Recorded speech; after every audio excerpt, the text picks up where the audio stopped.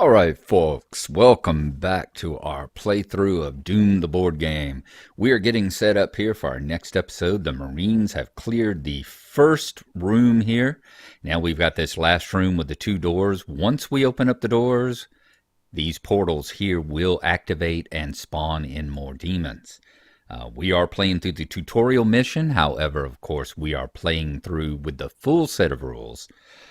So when they spawn in, we will, as soon as the Marine who activates them finishes his activation, we will be dealing in the activation cards for the demons. In the actual tutorial mission, you don't put them in until all the Marines have basically moved, and then you put in the cards for the demons that you spawn in.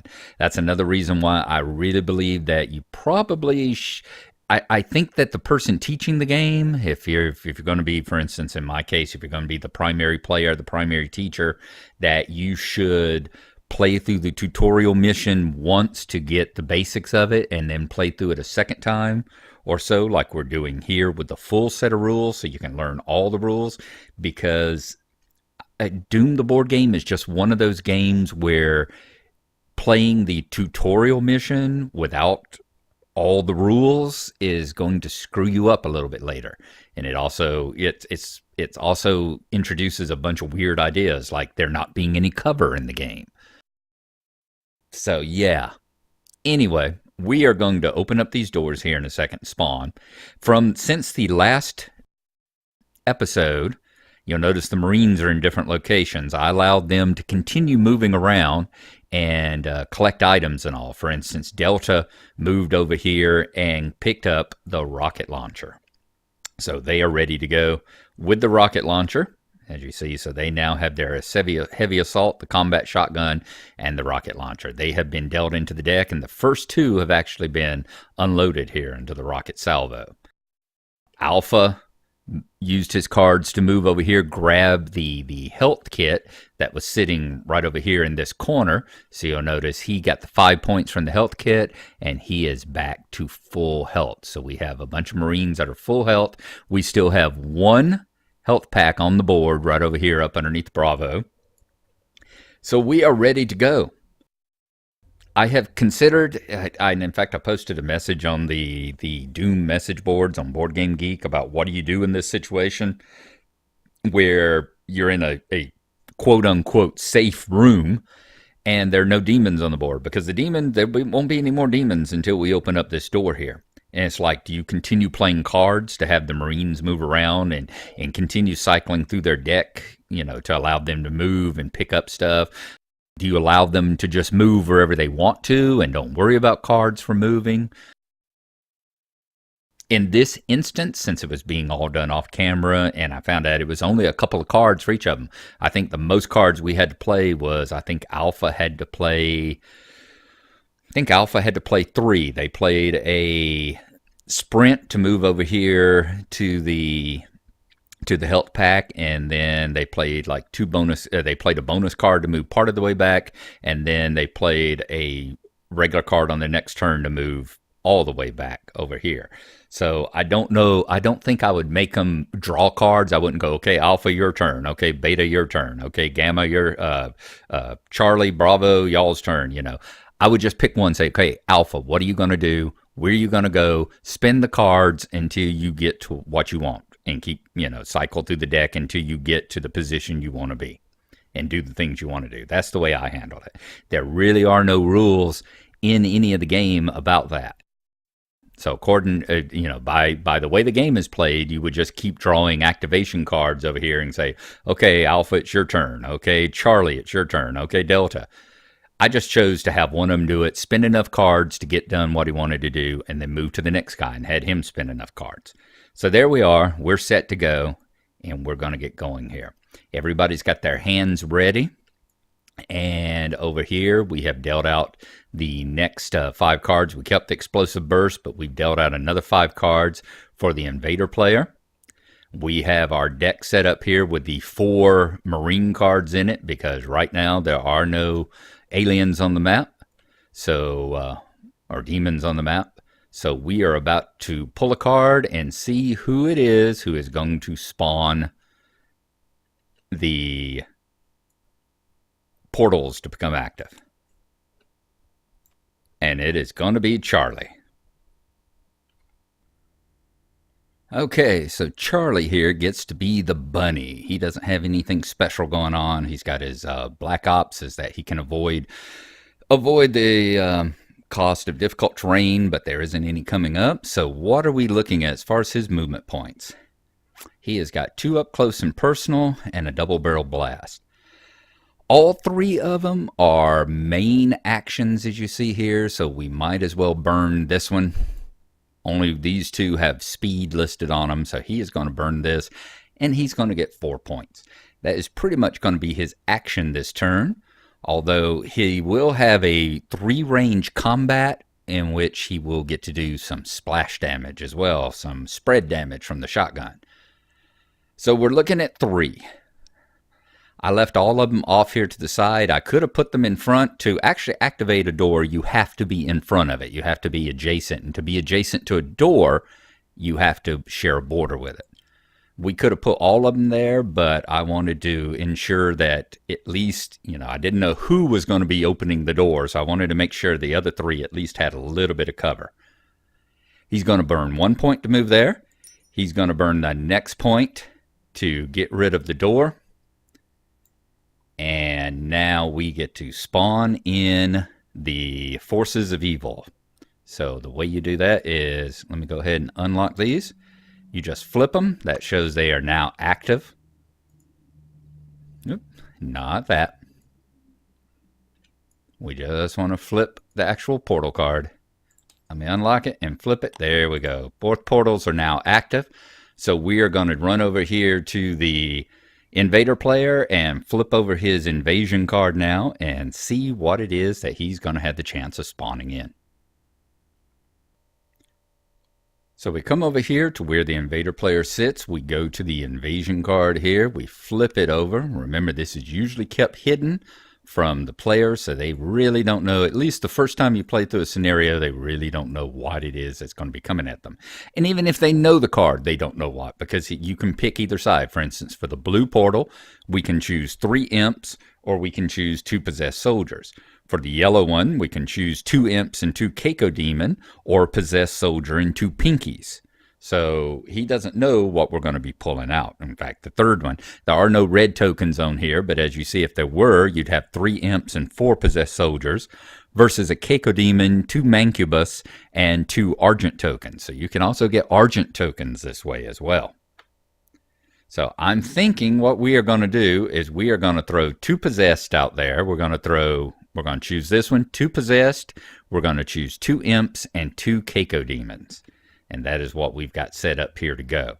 I've chosen to do this, if for no other reason, the fact that way we can get 3 activation cards out there.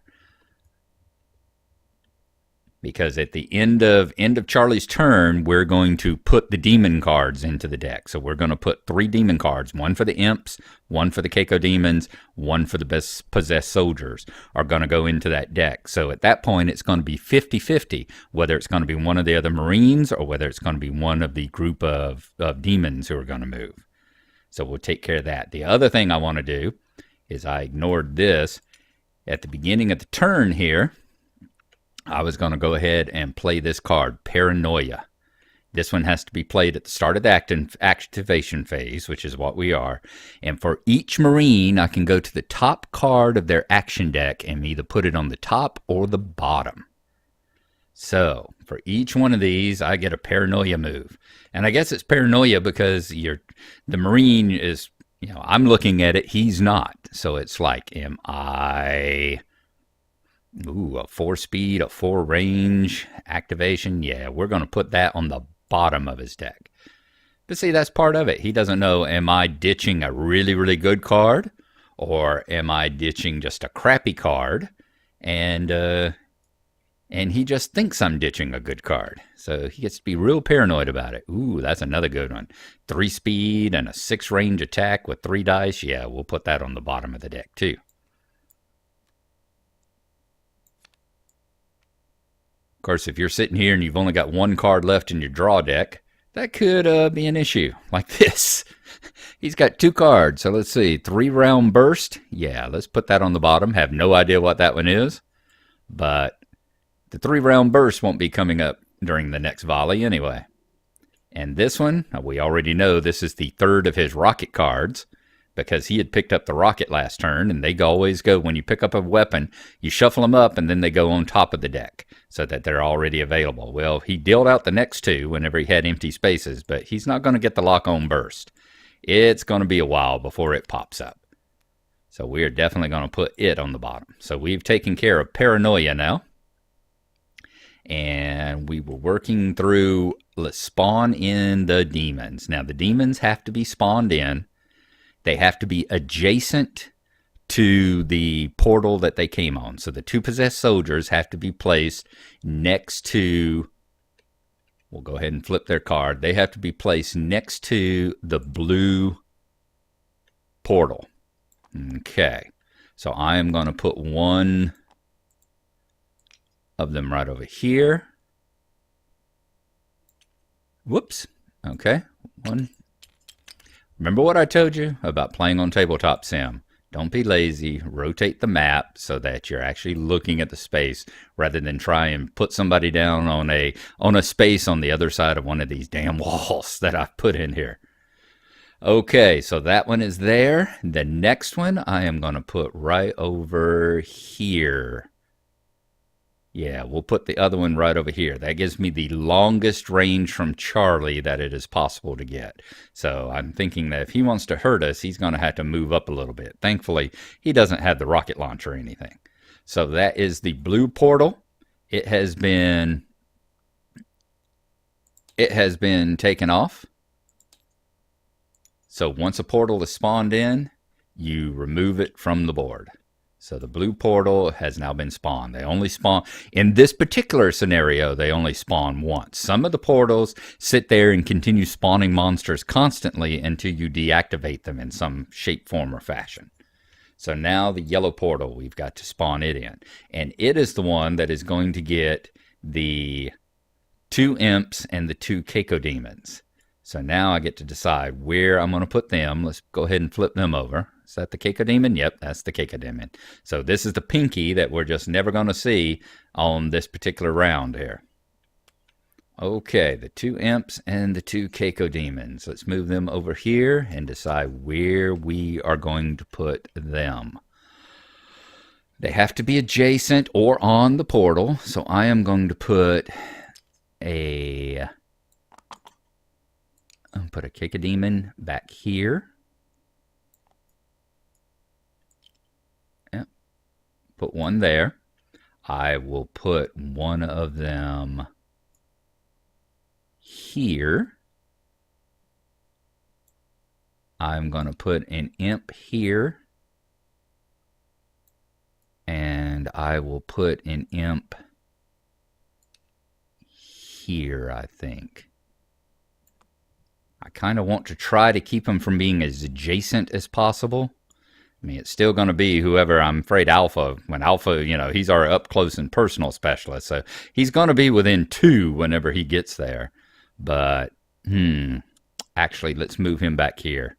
It causes him to be adjacent. You know, if he aims at this one, he could get an adjacency die on both of those. But it also keeps him from, he's going to have to at least step into the room to be able to get that 2. So I think that's what we'll do there. Okay.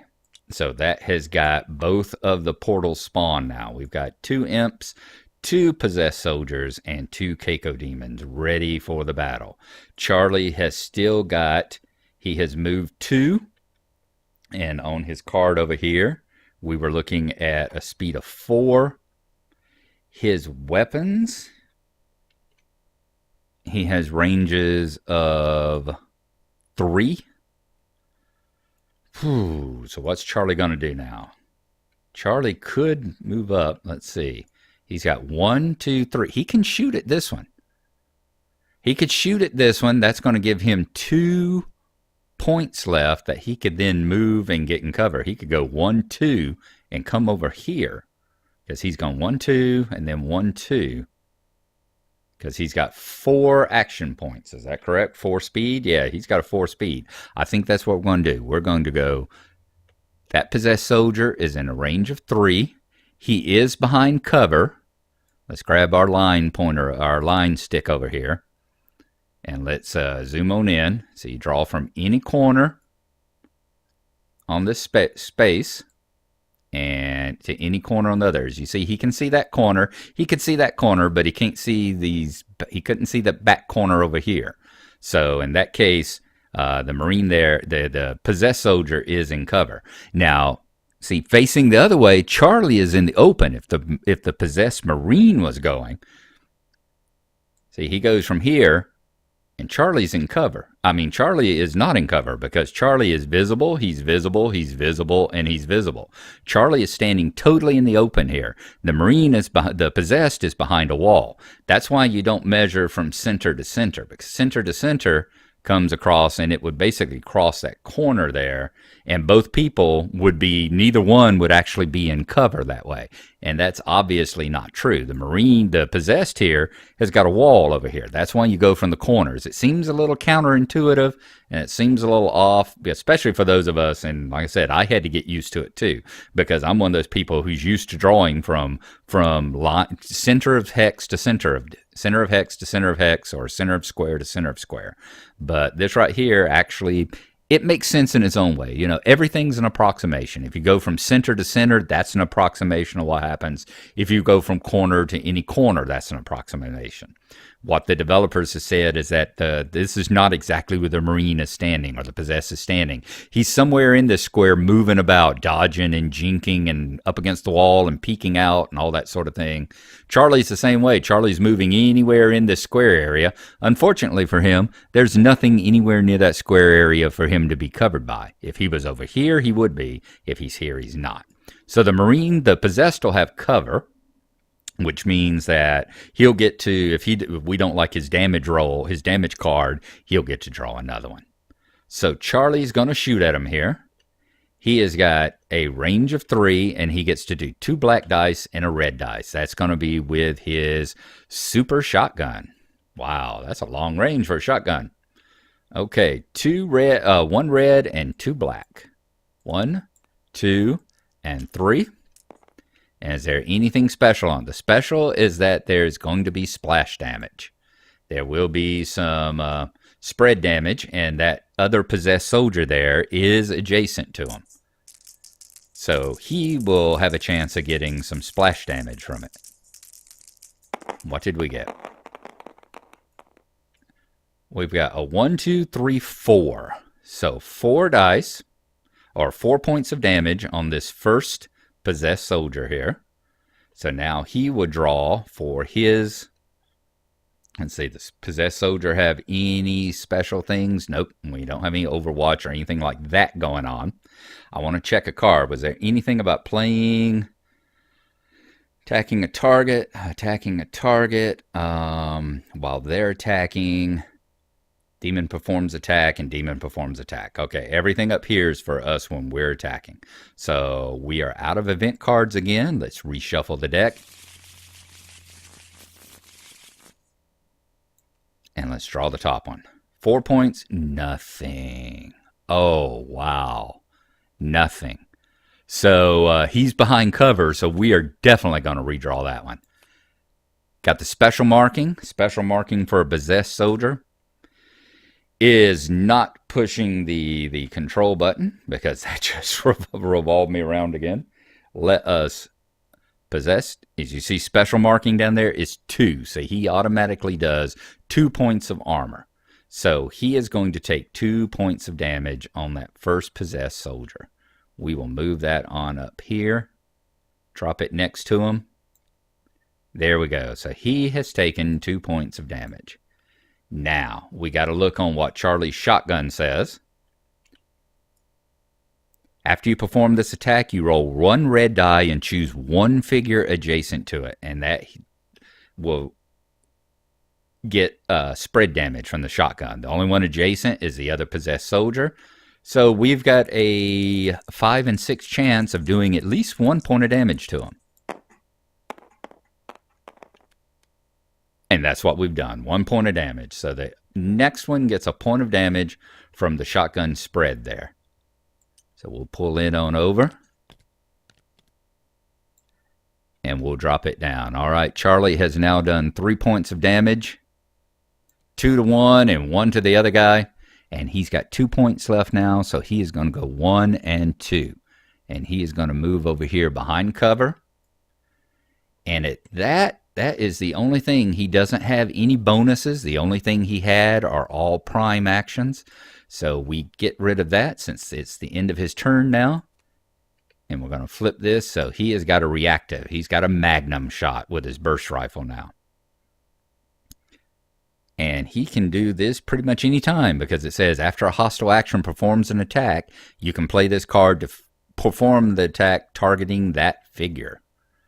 So it doesn't say after a hostile figure performs an attack on you. It's a hostile attack, period. So he will actually get to do a reactive attack there.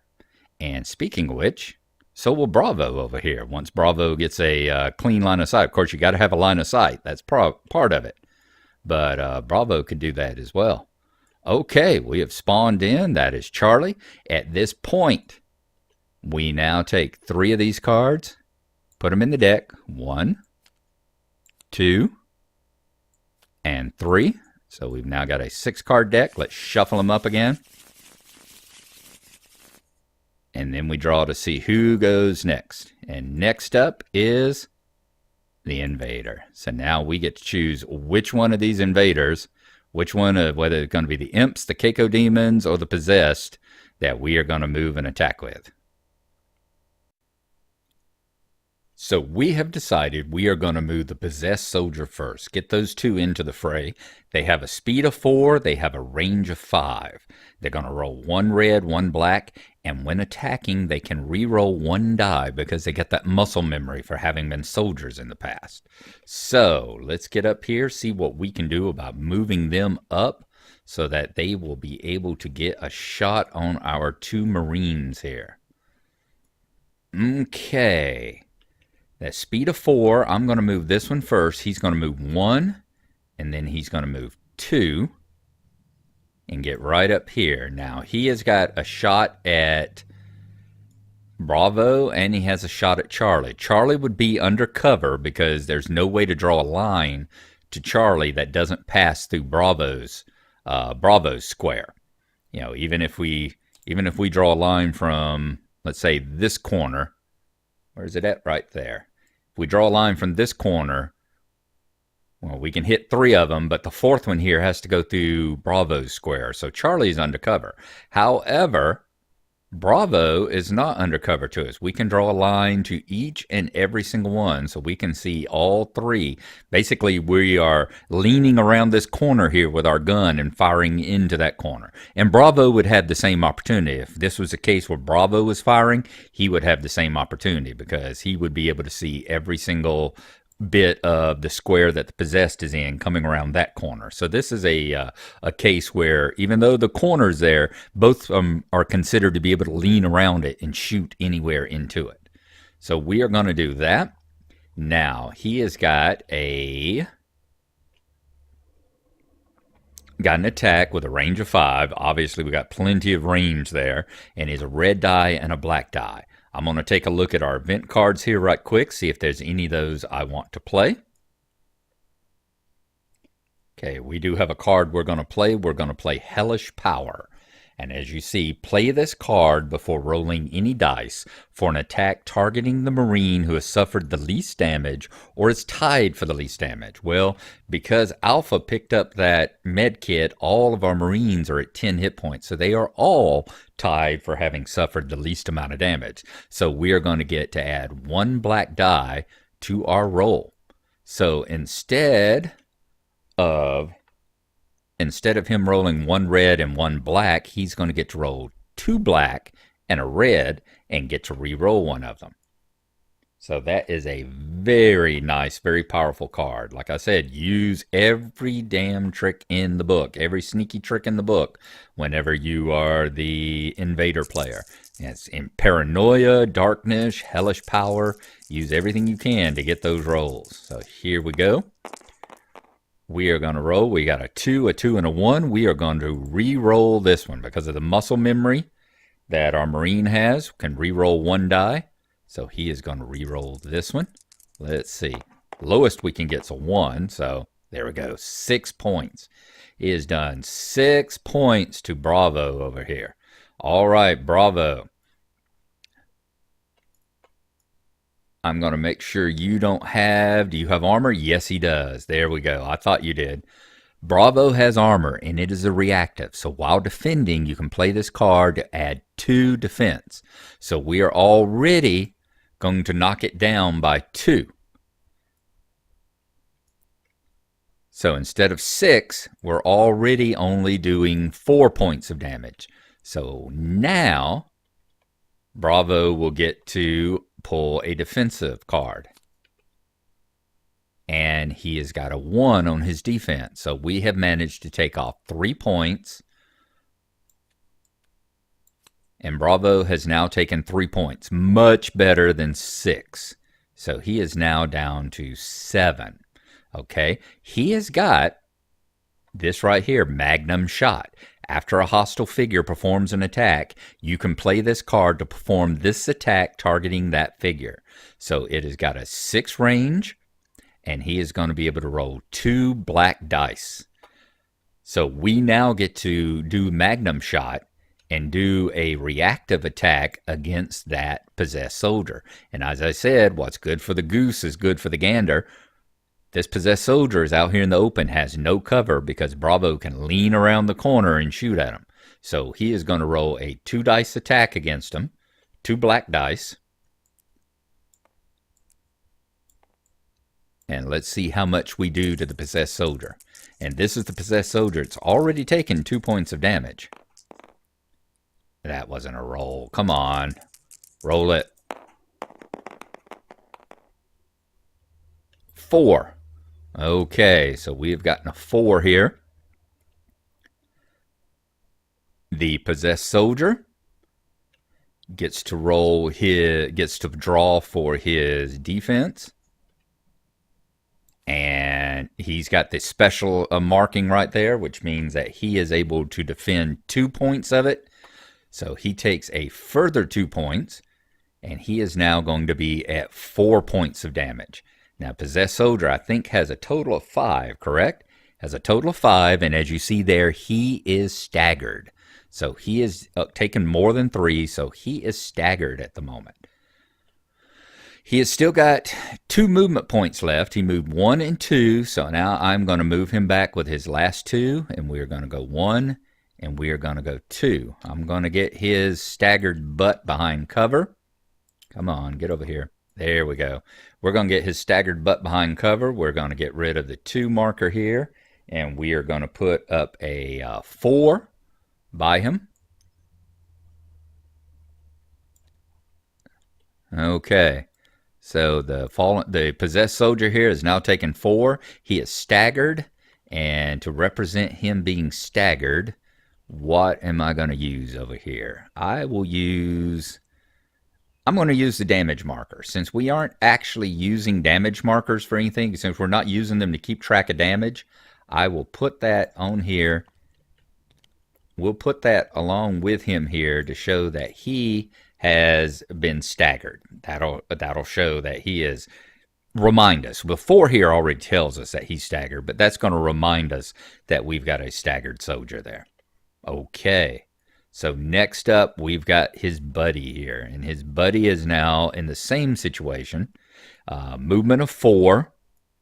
So he is going to come up 1, 2,